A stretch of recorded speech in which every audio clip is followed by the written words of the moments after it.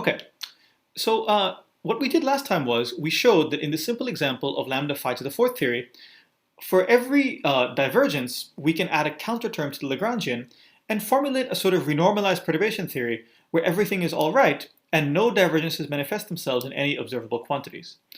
So now what I want to do is I want to discuss for what theories this is actually possible, whether or not it's always possible. We'll see that for some theories it is and for some it isn't.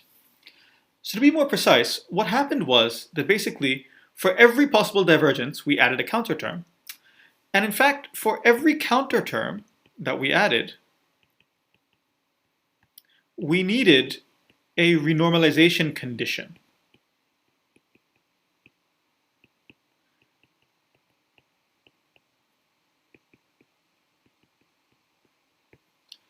Now, each renormalization condition is sort of a loss of information, right? Because we're specifying something at that point. So now let's think about what's happening. If we have only finitely many divergences,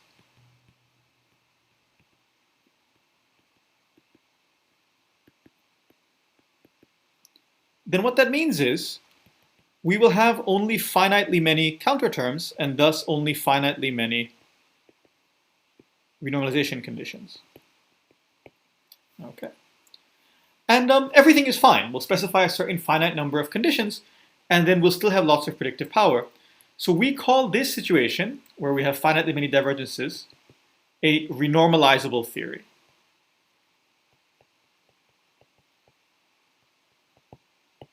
Okay. However, this is not the only possibility. We could, of course, have infinitely many divergences in our theory. We start calculating things, and we could find that there are many, many divergences that keep popping up. For every divergence, we need a counterterm, and for every counterterm, we need a renormalization condition. So we would then find that there are infinitely many renormalization conditions needed. And then, as you can guess, we would call such a theory non-renormalizable. Basically, because it does not have predictive power in the same sense. Okay? In a formal sense, it does not have any predictive power because we need to specify all of these infinitely many renormalization conditions. Okay, so what this really means is we should really find a systematic way to figure out how many divergences there are in our theory, so we can figure out into which of these two classes the theory falls. Okay, let's do this. Let's try to figure out a rule for which diagrams, which Feynman diagrams, are divergent. So to do this, I'm going to do this in some generality. Let's generalize away from our favorite theory, the lambda phi to the fourth theory in 4 dimensions. Let's instead consider the phi to the n theory in d dimensions. In other words, the Lagrangian is s of phi equals to the integral d dx 1/2 delta phi squared minus 1/2 m squared phi squared minus lambda over n factorial phi to the n. Okay? So this is a lambda phi to the n theory. Okay? Okay, so now I want to do some dimensional analysis. And just as an aside, dimensional analysis is an amazingly powerful tool, okay? In fact, generally in physics, when you need to calculate something, you can pretty much get the right answer from dimensional analysis, then you can spend 3 months of your life trying to compute the exact prefactor, okay? That's an aside. Let's do some dimensional analysis now. Let me write down some familiar formulas from everyday physics. So, for example, the ground state energy, or the energy of a harmonic oscillator, the discrete energy levels, are given by E equals to h bar omega, okay? If you have a distance and you want to ask, you have a light ray, you want to ask how far does the light ray travel in a time t, it travels a distance x in that time t. And finally, here's the most famous equation in all of physics, E equals mc squared. Okay, why am I writing down these silly equations? The point is, I want to remind you that we are working in units where h bar equals to c equals to 1. Okay? And what that means is, because c equals to 1, that means that energies have the same units as masses.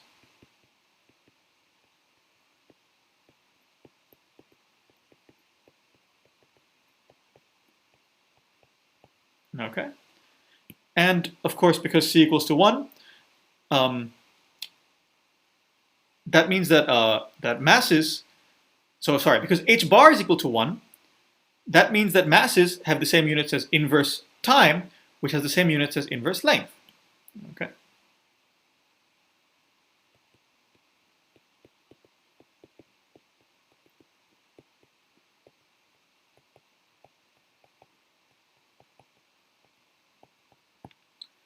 And so what this means is any quantity in physics in these units has dimensions of mass raised to some power. Okay.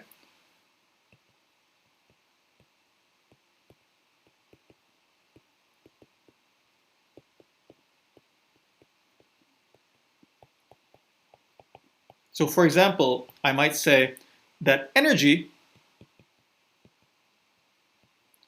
has units of mass to the +1, and length has units of mass to the -1. All right.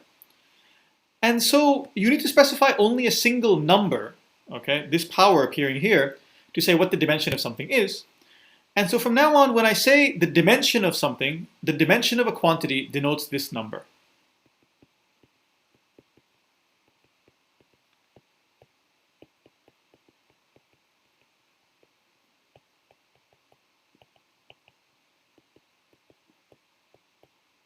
Okay. So for example, a grammatically correct statement is, I might say that length has dimension -1. Okay. And in fact, from now on, square brackets around any quantity denote its dimension. So really, I might say something like this: dimension of x equals to -1. Okay. Okay. So now let's figure out the dimension of everything appearing in our theory. So first of all, the action appears in the path integral like e to the is. Okay. Anything in exponent must be dimensionless, which means the dimension of s, the action, is equal to 0. Now, however, s is the integral d dx of the Lagrangian density L, which means the Lagrangian density has mass dimension d. Because when you integrate it, you have to get something with net dimension 0. And so from here, looking at this Lagrangian density and comparing to the action, we can figure out the dimensions of all of these quantities in arbitrary d. Okay, so let me write that down. So staring at this, you can easily convince yourself that the density of the Lagrangian, as I said earlier, is d.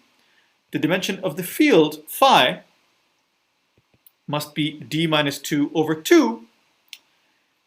And that's immediate from here. From looking at this kinetic term, you can see that if it has dimension d minus 2 over 2, then you get something that has the right dimension here.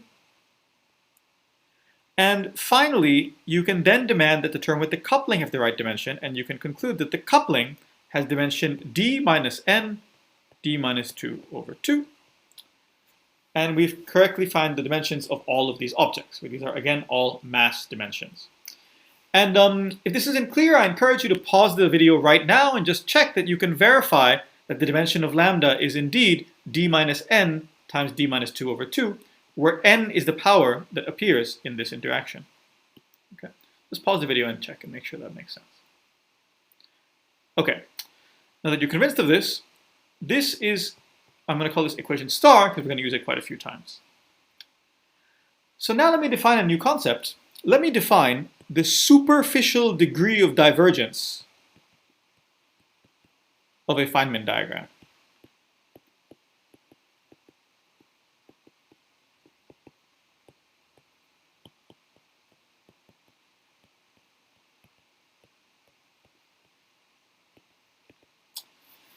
So this is a number which is called d, okay?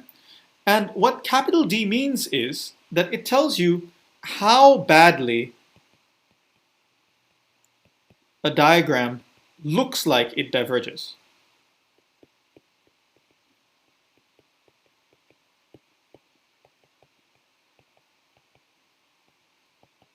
Okay?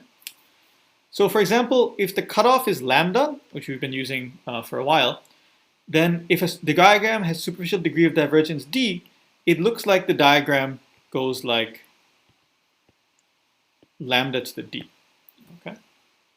And I'll explain what looks like means in a second. Okay? It's just what you get if you stare at the diagram and try to guess how badly it diverges. So, for example, if a diagram has L loops and P propagators, let's try to figure out what D is. Well, so you have some complicated thing. There's a bunch of loops, a bunch of propagators, blah, blah, blah. You can see that each loop, by the Feynman rules, is going to come with an integral ddp, and each propagator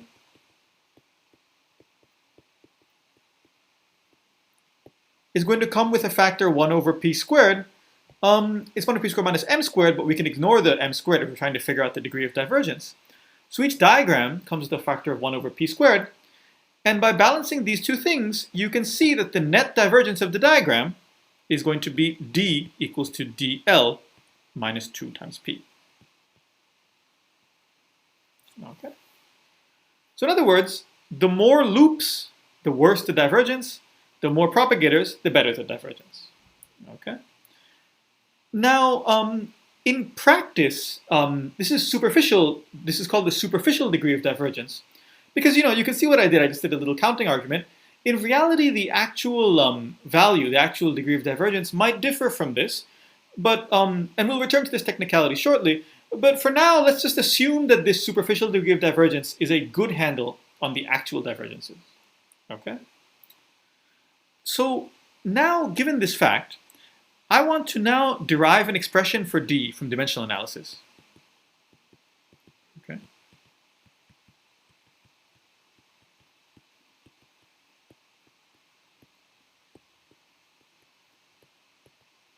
Dimensional analysis. Okay.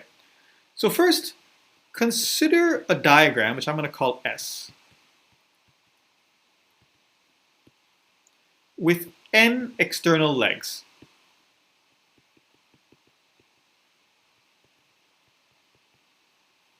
And v vertices. Okay? So say it's some complicated diagram, okay? It's got all kinds of stuff going on, blah, blah. You get the idea, okay? So there's v vertices, so here's 1, 2, 3 vertices, and there's n external legs. Okay? 2, 3, 4, 5, blah, okay? So I want to ask, what is the dimension of this diagram? So it turns out this dimension depends only on n, the number of external legs. Let me prove that to you. To understand that, let me imagine a field theory with an interaction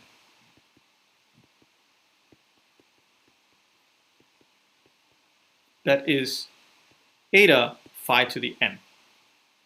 Okay. Now, we're just imagining this, okay? I'm not adding this term to the Lagrangian. Just imagine such a term exists, okay, in some different field theory.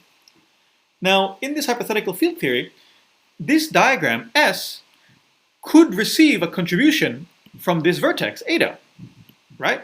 Because it's an eta phi to the n vertex, and our diagram indeed has n external legs. So S could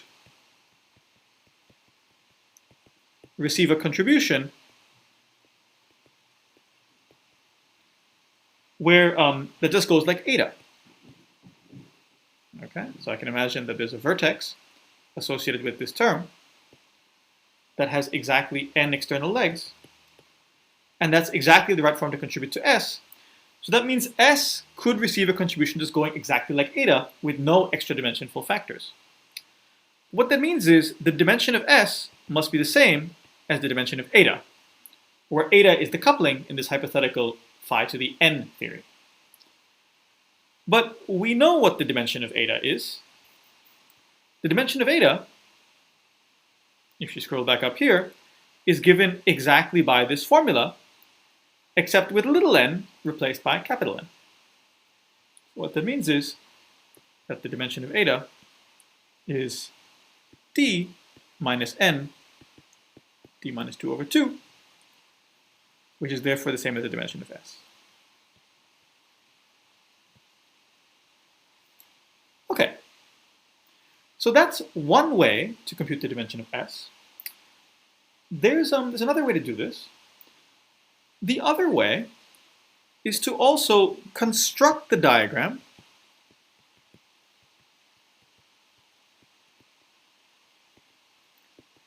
by sewing together, propagators, vertices, etc.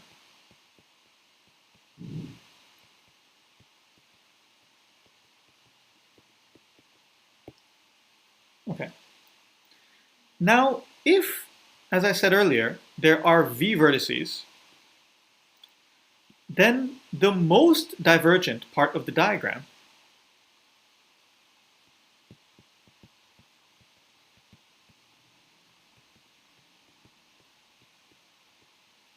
actually goes like lambda to the V, where there's 1 power of the original coupling lambda for each vertex, times capital lambda to the D, where D is the definition of the superficial degree of divergence. Okay?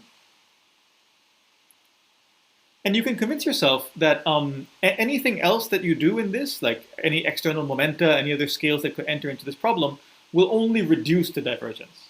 Okay? So this is the most divergent part. But this most divergent part must have the same dimension, of course, as the dimension the way that we calculated it here. So if we equate these two ways of computing the dimension, in other words, if I call this equation double star, if I equate this to equation double star, then what we find is that d minus n, d minus 2 over 2, must be equal to the dimension of lambda to the v, v to the d, which is of course equal to v times the dimension of lambda, plus d times the dimension of the cutoff, which is 1. And finally, we know the dimension of little lambda. Just to scroll back up here for a second, it's this. So I plug that in. And what I find is that it's v times d minus little n times d minus 2 over 2 plus d. Remember, little n is the degree of the interaction in the theory. Capital N is the number of external legs in the diagram that we are thinking of. Okay. And now we just solve this for d, the degree of divergence. And what we find is that d equals to space-time dimension little d plus v times n, d minus 2 over 2 minus d, minus n times d minus 2 over 2. Okay. This is the desired formula because it tells us how the superficial degree of divergence changes as we look at more and more complicated diagrams. In other words, as we make V bigger and bigger. Okay? Let's take a second and stare at this formula. Notice that the thing that is appearing here is exactly negative the mass dimension of lambda. Okay? So this term, multiplying V, is really important. First of all, this term here is always positive for all reasonable dimension, and there's a minus sign in front of it. So the last term only makes the situation better, so we can ignore it for a second. But the term multiplying V is really important. In particular, the sign of the term multiplying V is really important. And you see, because if this sign is positive, then that means the divergences get worse and worse as we make V bigger. And if it's negative, that means they get better and better. So depending on that sign, we can now break all field theories into 3 different classes. Okay? So what are these 3 different classes? So the first class is when the mass dimension of lambda is greater than 0, meaning that this term here is negative. What this means is that the theory is called super renormalizable.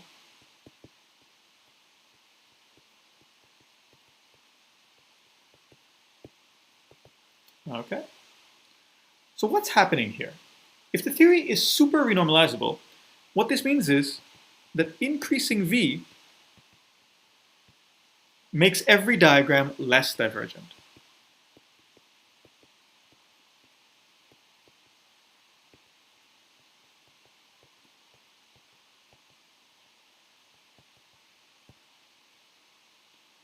What that means is there are only finitely many divergent diagrams, period.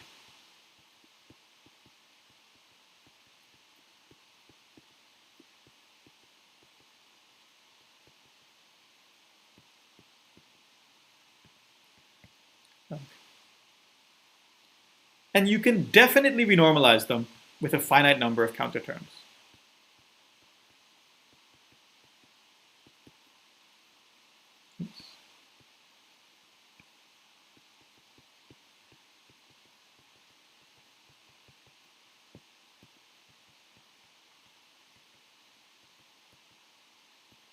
Okay? Eventually, as you keep increasing V, you will stop getting divergent diagrams. Okay?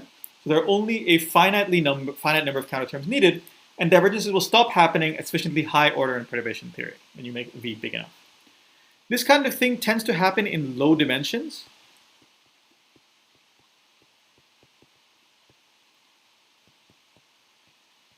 So for example, you can check for yourself that lambda phi to the 4th theory in 3 space-time dimensions is an example of a super renormalizable field theory. Okay? So that is super renormalizable. Now let's keep going. You can check where we're going with this. How about the case lambda equals to 0? In this case, we call the theory renormalizable.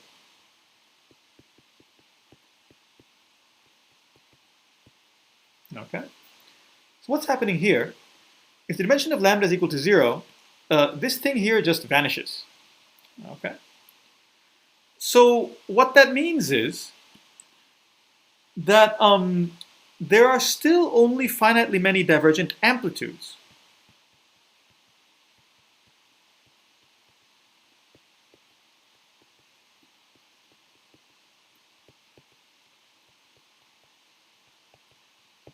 Okay? Because if you make n big enough here, eventually the diagrams will stop diverging. There's only finitely many divergent amplitudes. However,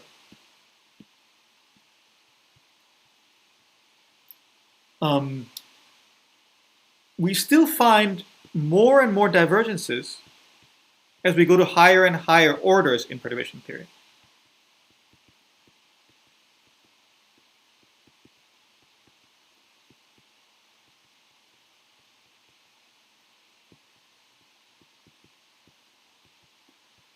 Okay? But we can still cancel them with a finite number of counterterms. But we need to keep adjusting them at each order in perturbation theory. Okay? So you're never done calculating what they are, but you can still cancel all the divergences with a finite number of counterterms.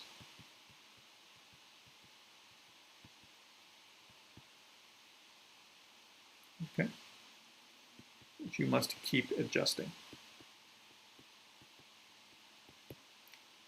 Okay. And now let's consider the case when lambda, before moving on, I should say, of course, that an example of this is lambda phi to the 4th theory in 4 dimensions. The theory we've been studying all this time is exactly that sort. And indeed, it was pretty obvious that lambda was dimensionless from those calculations. Okay. And now finally, the last case Here, lambda is less than 0, or non-renormalizable.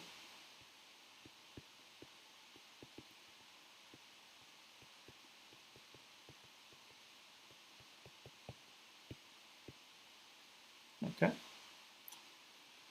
So in this case, it's clear what's happening. If the dimension of lambda is less than 0, then this term is positive.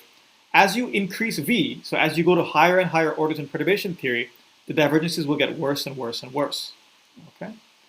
So that means that there are actually infinitely many divergent amplitudes. Okay. And we really cannot renormalize.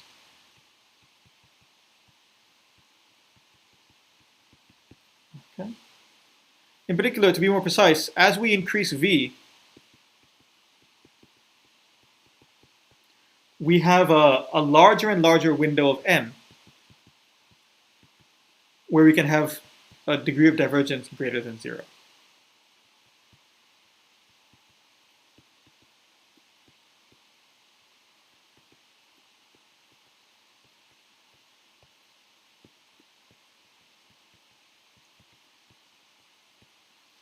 And what that means is infinitely many divergences.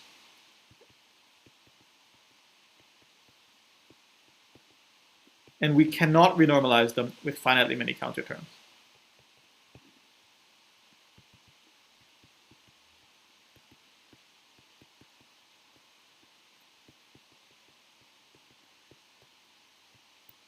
Because we need to add infinite number of counterterms, there's a sense where we have lost predictive power. Okay.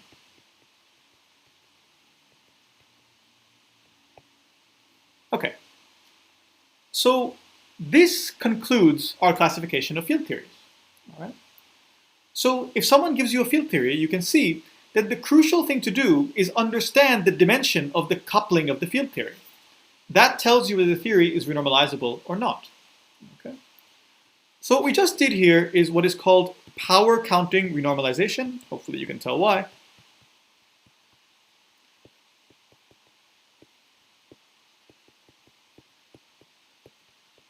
All right.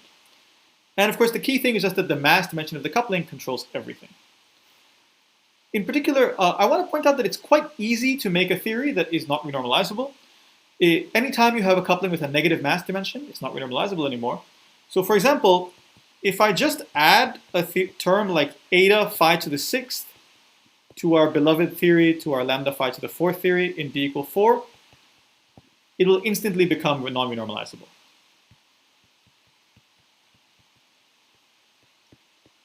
Because eta has negative mass dimension.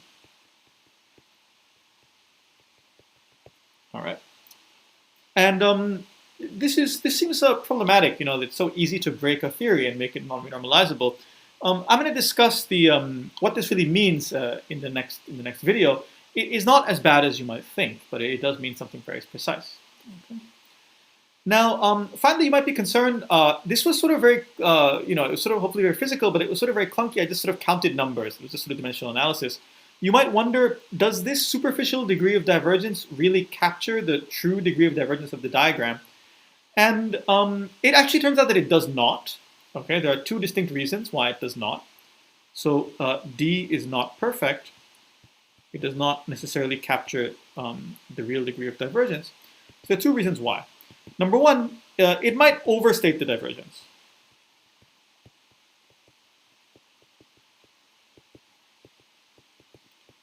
And that might happen, for example, if a potentially divergent diagram is 0, which could happen because of symmetry. Symmetries might cancel out, you know, they might make things better.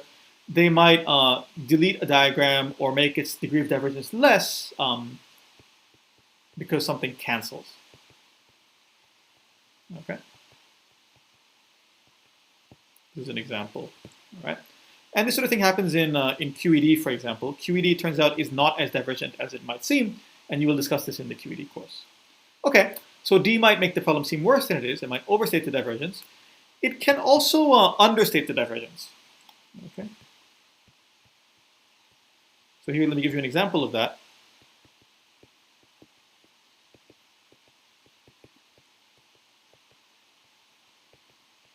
So one example where this might happen is this diagram right here.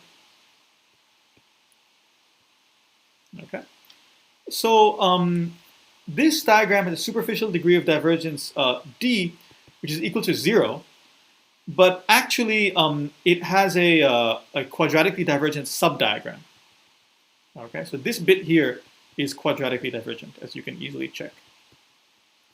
Okay, even though the superficial degree of divergence is 0. Okay, so this sort of thing, a divergent subdiagram, this is something that can happen often. It turns out this doesn't actually upset the reasoning that I discussed above, because the counter term still works. The counter term will still work its magic in the subdiagram. So this, even though this upsets the dimension counting of D, it does not upset the classification of renormalizable and so on. Okay.